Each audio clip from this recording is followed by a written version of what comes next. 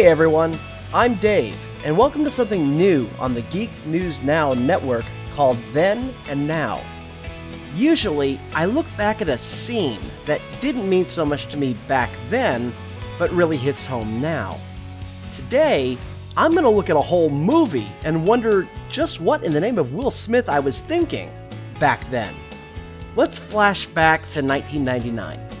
No, not this part of 1999, and certainly not this part of 1999.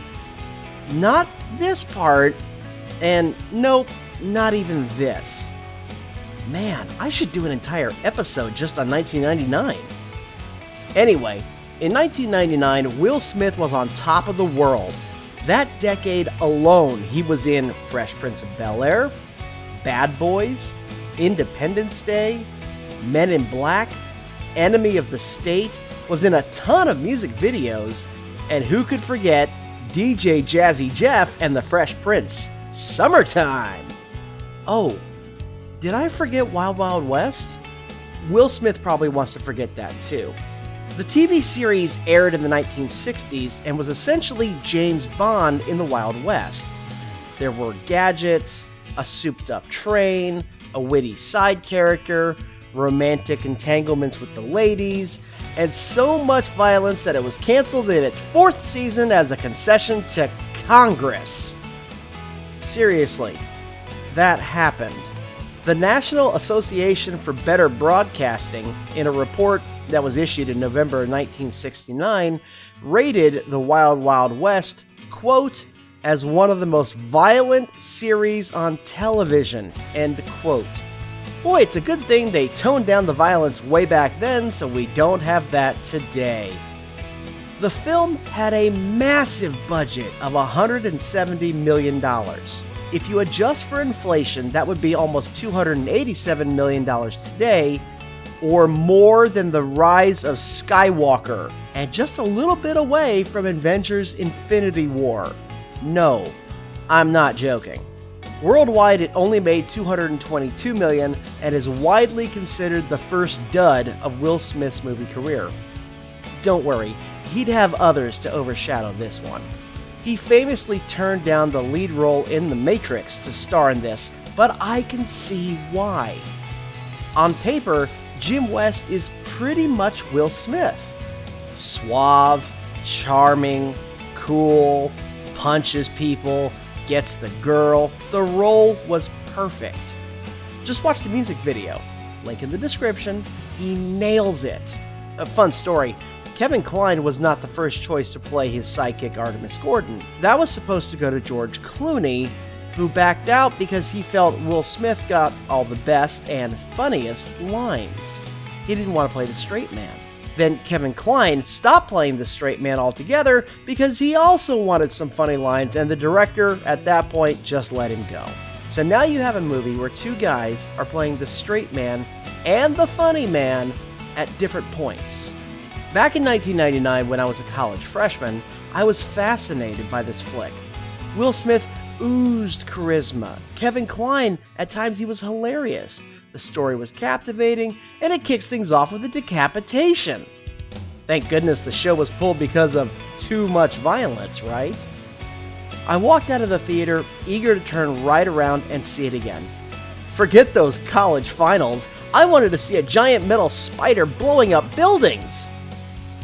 Wait, a giant metal spider in the desert. Let's talk about those hilarious moments like the racial jokes and the lynching scene and the disability jokes. Ooh, and I thought Michael Scott had some cringeworthy moments. What really grinds my gears is the tone of this film and the characters shift in a New York minute. Will Smith is super serious about massacres and saving the president. Then he dresses in drag and is drumming on a woman's breasts. Kline is also super serious and a master of all the gadgets, gizmos, but forgets about the spring-loaded pistol in his arm? Kenneth Branagh delivers a terrifying speech about how he's going to bust up America and make the United divided, but then he's transfixed by a black woman he admits he doesn't know, which is Will Smith, dancing in front of him. Let's talk about the villain. Dr. Loveless was originally played by little person Michael Dunn back in the 1960s. If you missed him in that, go find him on YouTube, by the way, he's really good. He was also in a popular episode of Star Trek the original series.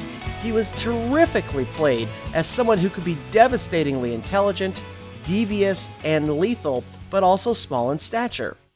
Think an evil Yoda, but he talked just fine.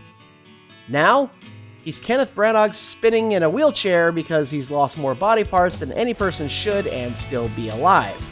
This version of Loveless is all over the place, and I can't take him seriously as a menacing threat. He's committed to his goal, then staring at a girl's ass. He's intimidating, then trading racial one-liners with Smith. There's one exchange I really like. Kevin Kline says to him, "May I make one request?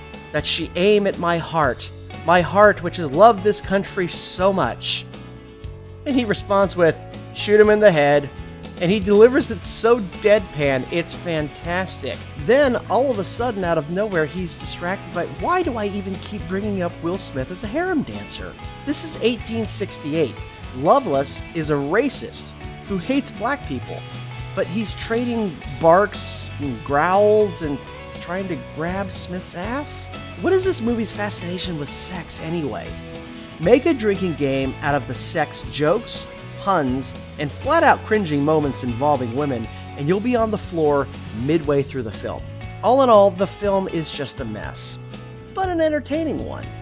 At least you're not bored when trying to figure out if this is a comedy, an action flick, both, neither, and just what the point of having Salma Hayek in it at all was other than, well, yeah. Did you enjoy my latest little video project? You know what to do. Hit the like and subscribe button, drop a comment, and remember that this was easy to do. You could have your own YouTube show or video produced through Geek News Now.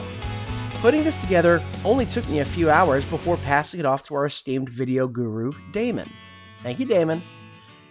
Anybody can do it, so give it a shot with Geek News Now.